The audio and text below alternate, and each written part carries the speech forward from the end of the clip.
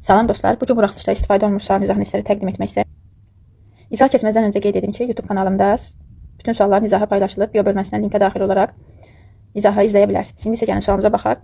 K kvadratı çıxsın 4K, K kvadratı beni koordinatları isə 12 çıx 4K, 32 çıx 12K nöqtələrini birləşdirən parçanın orta nöqtəsinin apsis oxunun mənfi hissəsi üzərində olarsa K-nı tapın. Gəlin əvvəlcə biz bu parçanın orta nöqtəsinin koordinatlarını tapaq. Orta nöqtəsinin koordinatlarını tapan zaman x-ləri toplayaq. K-nın kvadratı çıx 4K topla 12 çıx 4K bölünsün 2. Bərabərdir K-nın kvadratı çıxılsın 8K topla 12 bölünsün 2. Apsis oxunun mənfi hissəsi üzərində olarsa, deməli K kvadratı çıxılsın 8K topla 12 bölünsün 2 sıfırdan kiçik olmalıdır. Sıfırdan kiçik edən qiymətlər V teoremindən sürətin sıfırdan kiçik olması lazımdır. Sürətin sıfırdan kiçik edən qiymətlər V teoremində köklərimiz 2 və 6'dır.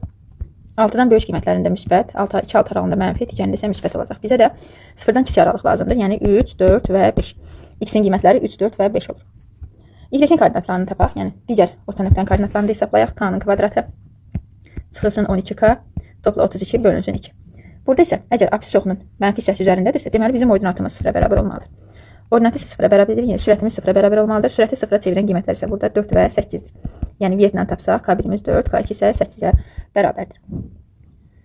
Və bizə burada elə bir kök lazımdır ki, hər ikisini də ödəsin. Hər ikisində də ortaq olan qiymətlərimiz 4-ə bərabərdir. Deməli, K-ımız 4-ə bərabər olacaq. K-nın qiyməti 4-ə bərabər olur. Ümid edirəm izah sizlər üçün aydın oldu. Növbəti video izahlar üçün səhifəmi izləməyi unutmayın.